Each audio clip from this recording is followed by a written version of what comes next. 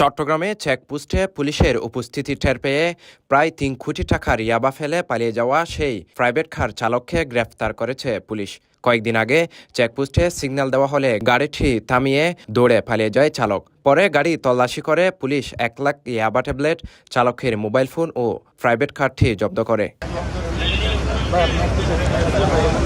ঘটনার পর ১৪ নভেম্বর কোতোয়ালি থানায় একটি মামলা দায়ের করা হয়। মামলার মূল আসামি প্রাইভেট কার চালক মিজানুর রহমানকে গ্রেফতারে অভিযান চালায় পুলিশ। অবশেষে ১৬ নভেম্বর বিকেলে কক্সবাজারের রামু থানার উত্তর মিঠাছড়ি এলাকা থেকে তাকে আটক করা হয়। আমাদের চেকপোস্টকে দেখে একটা গাড়িটা থামায় এবং ওই সময় যে চালক ছিল সে ওখান থেকে পালিয়ে যায় গাড়িটা রাস্তার উপর রেখে। পরে গাড়ি তল্লাশি করে আপনারা জানেন যে ওই সময় আপনারা এটা লাইভও করেছেন এবং আপনাদের উপস্থিতিতেই আমরা ১ লক্ষ পিস ইয়াবা জব্দ করি, যেটার বাজার মূল্য ছিল ৩ কোটি টাকা। তো আমরা সেখানে কিছু তথ্য পাই যে এই গাড়িটির চালক কে ছিল এবং এই চালানের সাথে কারা জড়িত। তো আমরা এবং তার ব্যবহৃত মোবাইলটা ওখানে ফেলে যায়। তো সেই হিসেবে আমরা চালককে শনাক্ত করতে সমর্থ হই এবং যে মূল মালিক ব্যবসায়ী তাদেরকে আমরা শনাক্ত করতে সমর্থ হই।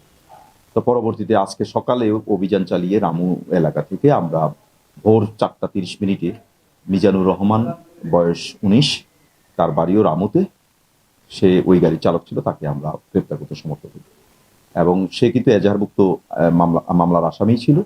আমরা যে মামলাটা রুজু করেছিলাম সেখানে আমরা তার নাম দিয়েছিলাম, কারণ হচ্ছে যে আমরা তখনই শনাক্ত করতে পেরেছিলাম, কিন্তু সে তখন পলাতক ছিল। আজকে সকালবেলায় আমরা তাকে গ্রেপ্তার করতে সমর্থ হই।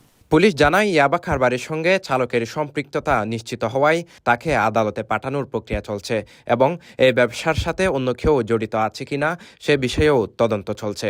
না, মূল মালিকের নাম আমরা এখনই প্রকাশ করছি না। মূল মালিকের নাম আমরা জানি।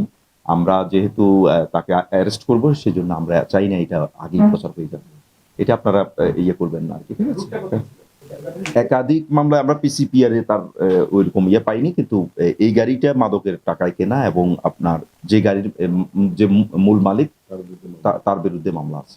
কোনো অপরাধ যদি কোতোয়ালি থানা এরিয়াতে হয়, সেটা যেন দৃষ্টির আড়াল না হয়, সেটা যেন কোনো রকম ধোঁয়াশা সৃষ্টি না হয় যে আসলে সে ছিল কিনা বা অন্য কেউ ছিল।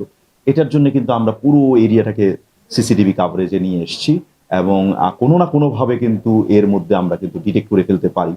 যদিও দেখি যে ঘটনার সময় হয়তো ক্যামেরার কাভারেজ নাই, কিন্তু সে কখন ঢুকতেছে, কখন আসতেছে, এই সময় সে এখানে কেন, এরকম মুভমেন্টগুলো অ্যানালাইসিস করে কিন্তু আমরা ক্রাইমের ধরন এবং গতি প্রকৃতি এবং এটার রহস্যটা আমরা উন্মোচন করতে পারি।